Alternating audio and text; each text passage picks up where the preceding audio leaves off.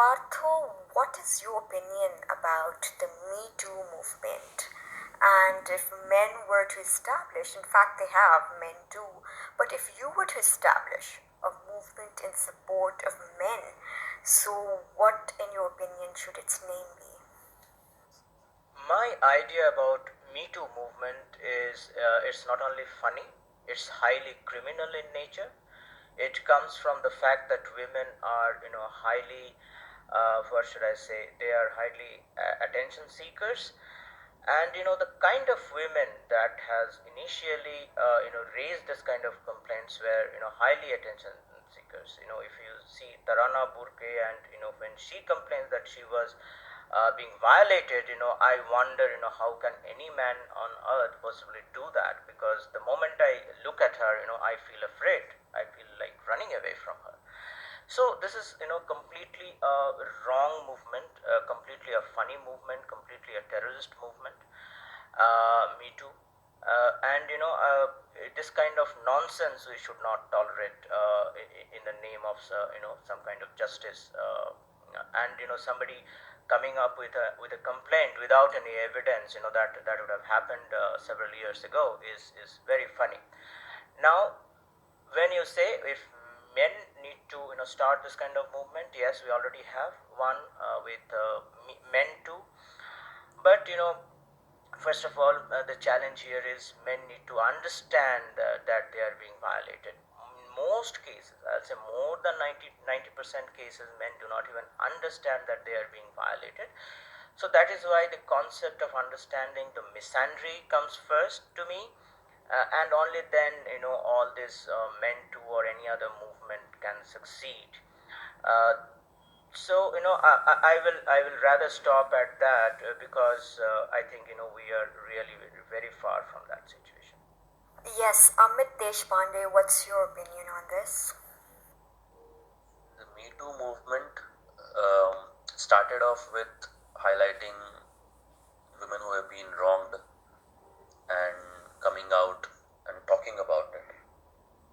But what happened later on was not something that is conducive for a civilized and progressive society.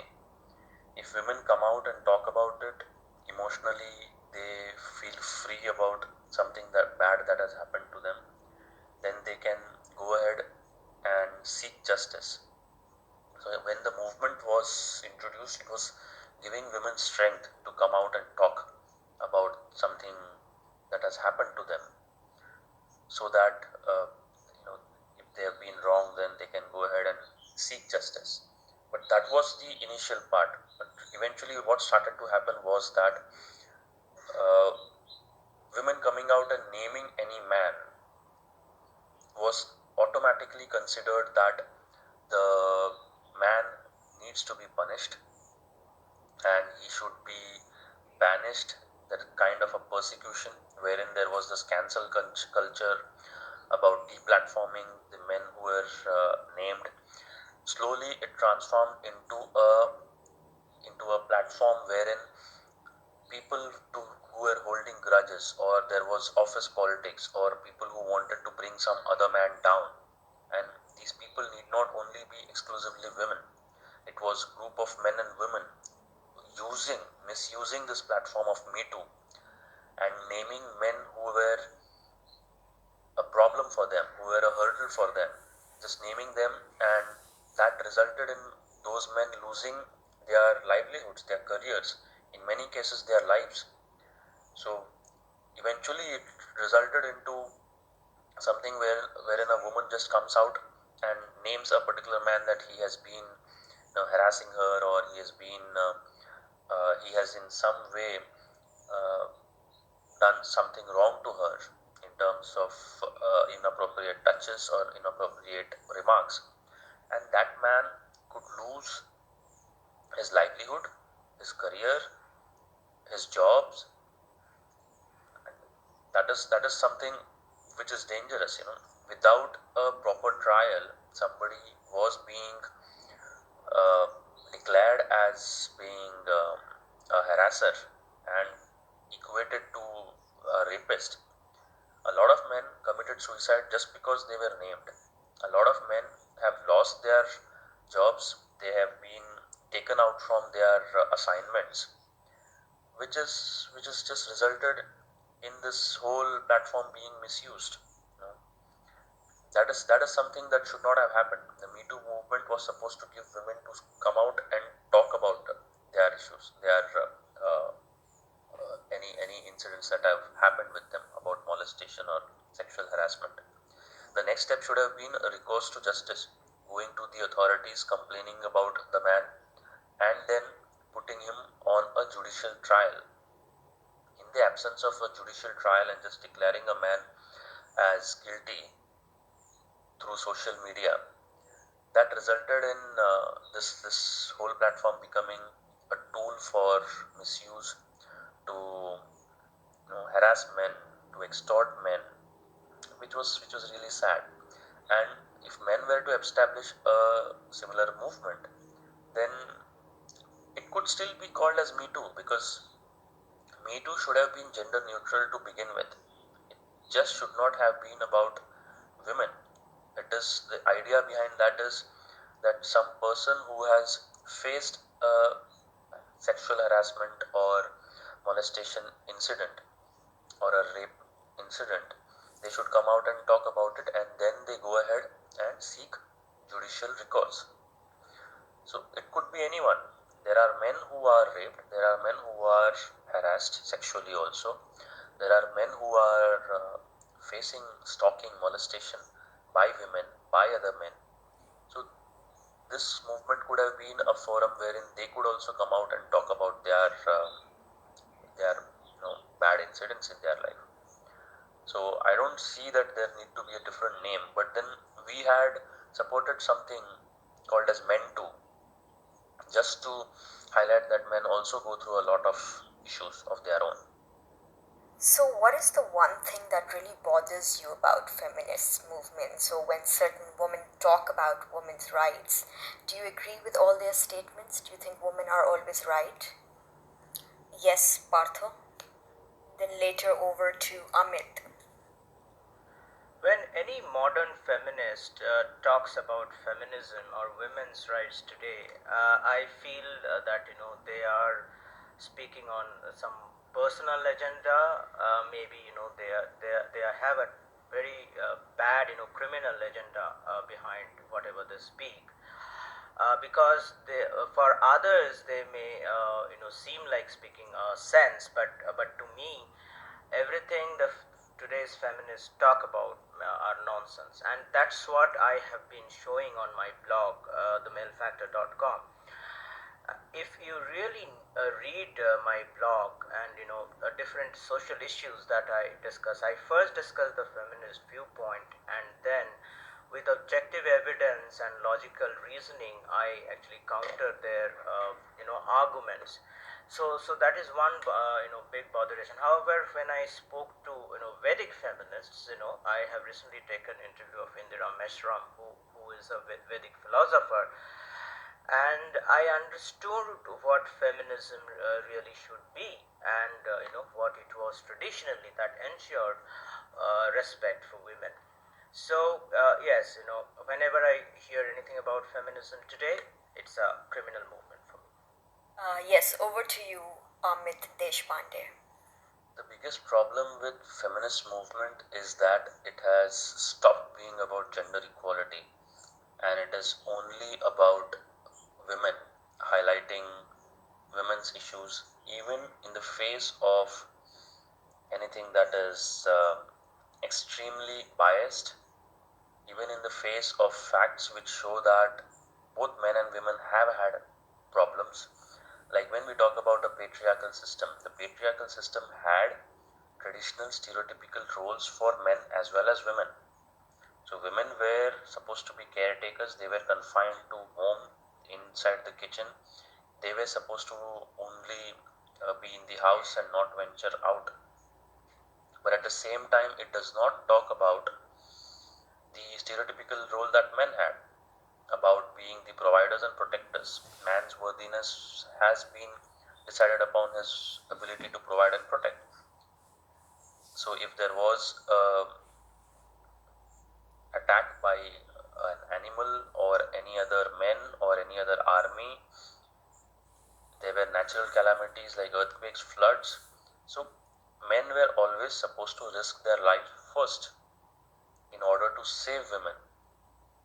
That is also an aspect of patriarchy. And if a man was a good protector, he was valued more. So this bias within the system has always been there. If we are talking about gender equality, then we should talk about issues of both the genders. We should talk about rights and responsibilities of both the genders. But feminist movement has transformed into something wherein only rights of women are spoken about. Responsibilities are not spoken about. If a woman is harassing a man, stalking, molesting, raping, is being violent domestically or otherwise on a man, then she should be subjected to the same benchmarks of justice as a man who is an criminal, or who is the accused, or who is the person who is harassing, victimizing another person is subjected to. So this would have been fair, and this would have been what we would call as gender equality.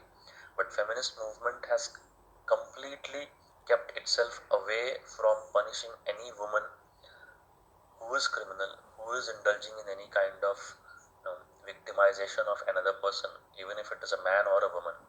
So this is where feminist movement fails, and many a feminists never want to talk about it, or they just talk about it in terms of tokenism, which is wrong.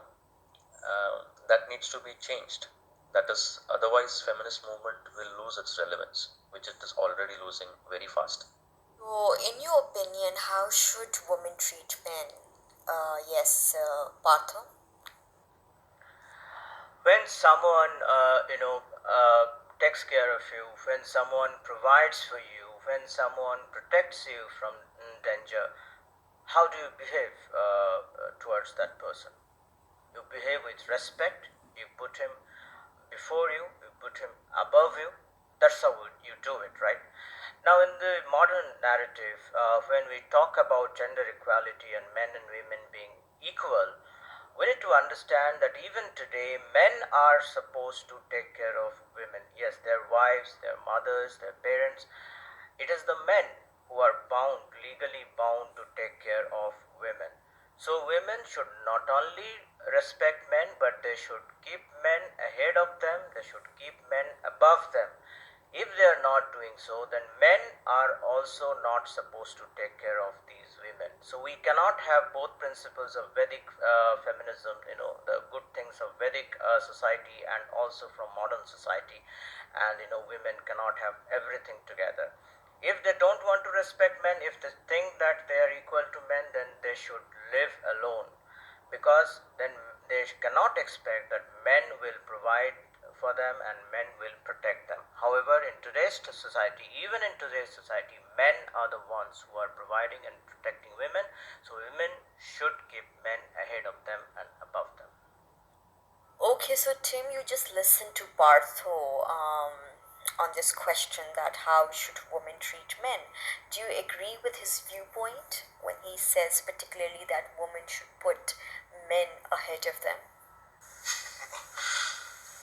Well, alright, should women and men choose to pay each other a special deference? So long as it comes out even, I don't have a problem with that. But it appears that this gentleman advocates for some kind of male supremacy. Such MRAs are readily quoted because they discredit the validity of the politicized men's movement, which can then continue to be dismissed and ignored. Partha's female equivalents are commonplace. The future's female meme is rarely taken to task, but it is a blatant call for female supremacy. By contrast, the men's movement knows it is but a tiny squeak against feminism's megalithic multi-billion-dollar roar. Far from seeking supremacy, the men's movement would be ecstatic if it were simply heard or lent any credibility at all. Which is why, Ayesha, I am so grateful to you for granting me this opportunity to express a male perspective in these matters. How should women treat men? Well, If women want to be respected equally, then love men equally. When you learn that men are 4.5 times as likely to commit suicide, care about that. Rather than dismiss male suicide as caused by male defects, empathize with men for the disadvantages, double binds, prejudice, and sexism men face. Understand that for being less loved, men suffer terrible things such as battlefields and parental alienation, and such things are ample cause for male suicide. Have compassion for men and treat them accordingly. Okay, Amit, so how, in your viewpoint, should women treat men? Women should treat men the way they expect men to treat them. That's all.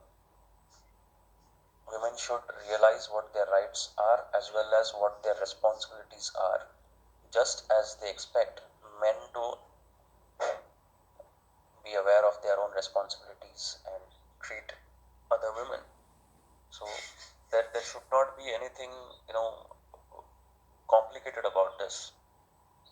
Both the genders need to respect each other. Both the genders need to realize what their responsibilities are, how they can be harming the other gender. Both should be sensitive to the issues, the problems that the other gender faces. And because of biological differences, because of emotional, setup, the formation, emotional formation, uh, the mental makeup of both the genders are different. It's very important that both the genders understand the other gender's issues, the strengths and weaknesses of the other gender. And this should not be a big, very complicated thing. It is very straightforward. Just treat others the way you would want yourself to be treated. That's all. Okay, so Amit and Partho, having said you're a men's rights activist, but do you believe in standing up for women who have been wrongly or falsely accused of domestic violence or mental and physical torture at the hands of men? So, yes, Amit, especially for you, this one. When we say that we stand for gender equality, then it is for both the genders. Or in some societies, as now it is being accepted that there are more than two genders, so it's for all. When we're talking about standing up for women who have been falsely accused at the hands of men, it's a little far fetched these days because currently there is no recourse for justice for men that they can go ahead and accuse some woman of domestic violence or mental or physical torture. But let us say if there is a woman who is being falsely accused of domestic violence by a man, then definitely we would stand for her. Okay?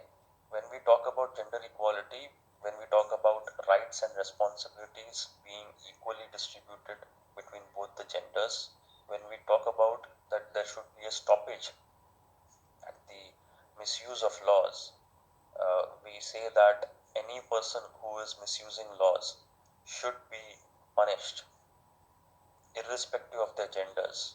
So we definitely say that when a woman is wrongly accused, then definitely she should be supported. But if we look at the reality, I mean, this what we are talking is correct. It is extremely right in terms of having it in theory to understand. But if we look at the practical reality, men don't have a recourse to complain itself. If they do have, they do get a platform to complain, and if any man is found to be falsely accusing a woman, then definitely we would want to stand with her. Definitely we would want that the misuse of laws should not happen by either of them, by men or by women. But the reality, as I was saying, is that the women's section of the society, it is being supported by government institutions, the societal institutions, by the funds that the feminist organizations get. So it is highly skewed. And I think that there are far too many people who can support women than people who can support men who are falsely accused. So that's the reason, we don't take up directly, and if somebody comes to us, then we just point them to go and seek help from women's NGOs, many a times giving them the addresses also. But I don't see any difference between a man being falsely accused and a woman being falsely accused. Both need to get justice. That's all. Yes, Partha, over to you. First of all, we need to understand that in India there is no law where a man can raise a complaint against a woman for domestic violence. So the question itself is wrong. Now, if we look at the Western world, some of the Western world do have this kind of gender neutral, so-called gender neutral laws where even men can file domestic violence cases on women. Now, when you talk about being falsely accused by men, as you may agree, even it is a feminist narrative that often the evidences of domestic violence get lost because it's between only two persons or within a family. So that is why it is very difficult to prove. Now, again, I'll come to the feminist narrative here. So uh, when we look at domestic violence, for instance, and when we look at women victims of domestic violence, as an MRA myself, I'll say that there are other groups to talk about it, and I don't think I need to talk about it because there are so many other groups, government agencies to talk about it. So I better focus on what I am doing currently to focus on men's rights issues. Yeah, thank you. Partha, I guess the question isn't wrong, but what I'm trying to ask is that even if you're siding one gender, whether it's women's rights or men's rights, do you stand for the other opposite gender if they're facing some sort of injustice? In my opinion, in order to be a gender equalist, right, you have to be a men's right activist and a women's right activist at the same time if you believe in gender equality, right? So, in my opinion, no matter what gender you stand up for, whether it's male or female, once you stand up, you've actually mentally accepted that the other gender has rights and you want equal rights as they have. So basically, you're demanding gender equality. And as far as the laws that you're telling about India, we're just not talking about India here, we're talking about the whole world, right? The listeners from all over the world listening to our show and participating in our show, just like we have Tim all the way from Chicago. So they do not know the laws, that are existing in India. So you're the one who has to tell people what's going on at your side of the world.